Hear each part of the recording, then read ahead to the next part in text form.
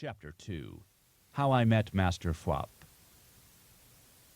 After climbing steadily up the steep trail for more than 3 hours, I finally reached the mountain's summit. Unlike the mountains in the United States that I was used to snowboarding, the Himalayas had no chairlifts or rapid trams to ride up to the tops. Standing on the crest of my first Himalayan mountain, drenched in perspiration from my ascent, I looked down over the snow-covered slopes below me.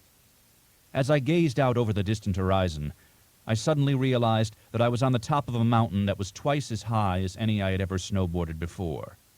I stood there and listened to the sound of the wind, hoping that the mountain I was on was not particularly prone to avalanches. I had brought the longer of my 2 snowboards with me that day. While slightly less maneuverable than my shortboard, the longboard was faster and better suited to deep powder. After removing my day pack from my back, I unzipped it and pulled out my snowboarding boots. And after slipping them on, I placed my hiking boots inside my day pack, zipped it back up, and re-shouldered it. Finally, I placed my goggles over my eyes, mounted my snowboard, and prepared to snow surf down my first Himalayan peak. The ride down was fantastic. I shot through the deep powder like a bullet. Near the end of my run, the terrain began to flatten out, and I started to slow down. It was right then and there that I surfed my first Buddhist monk. He seemed to have come from nowhere. At first I thought I was dreaming again, but there, not 20 feet in front of my rapidly descending snowboard, stood a short, bald man in a saffron-colored robe. Unlike the monk from my dream the night before, however, the monk now standing right in the way of my rapidly descending snowboard did not magically keep the same distance ahead of me. Instead, even though I cut left hard and fast to avoid hitting him, I plowed right into him. The force of our collision sent the 2 of us tumbling onto the snow-covered ground.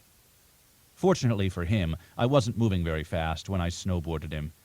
Unfortunately for me, after we had both stopped rolling in the snow and risen to our feet, it was more than evident from the monk's expression that he was really disgruntled. I walked over to apologize to the bald-headed monk and to see if he was all right. While he clearly wasn't very happy with having just been snowboarded, he otherwise seemed fine.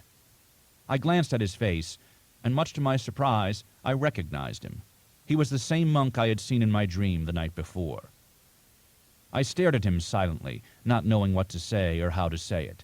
I suddenly wished that I had taken a crash course in Nepali just prior to hitting him.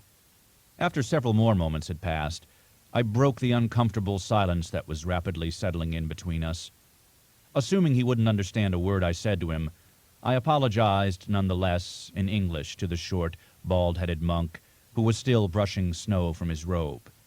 I felt an apology of some kind, even if it was in the wrong language, would be better than no apology at all. Judging from the intensity of the expression on his face, he seemed to be listening very seriously to what I was saying to him. After I finished my apology, his face seemed to relax, and he no longer looked quite as upset. I wanted to explain to him that I'd seen him in my dream, but in addition to my inability to speak Nepali, somehow it didn't seem like quite the right moment to strike up a casual conversation. Several more moments of silence passed as we both stared at each other. Then the monk, whose face was still covered with flecks of snow from his recent close encounter with a snowboarding American, spoke to me, not in the sing-song Nepali that I would have expected from him, but in perfectly graceful, although slightly accented English. "Our meeting was fated, and your karma caused it to happen," he began. "An apology for what was inevitable is totally unnecessary. Also, as you can see for yourself, I am unhurt. You look like you took much more of a tumble than I did, young man." "I saw you in a dream I had last night," I blurted out. "That was not a dream," he replied. "It was real." "What are you talking about?" I asked. "Oh, come, my young friend, of course it was. Get the board that you flew down from the mountain on, and walk with me back to Kathmandu. We will talk as we walk. Come now, we must hurry along. The sun will soon be setting, and then it will be too cold out here, even for one of Buddha's monks." As he spoke, I thought of the long walk that lay ahead of me back to the hostel in Kathmandu, and suddenly realized that I was extremely tired. As if he had been reading my mind, the monk said, "I am sure we will not have to walk too far along this road before someone who is driving to Kathmandu comes along and gives us a lift. There are certain advantages, my young friend, to being one of Buddha's monks." He smiled at me and proceeded to introduce himself.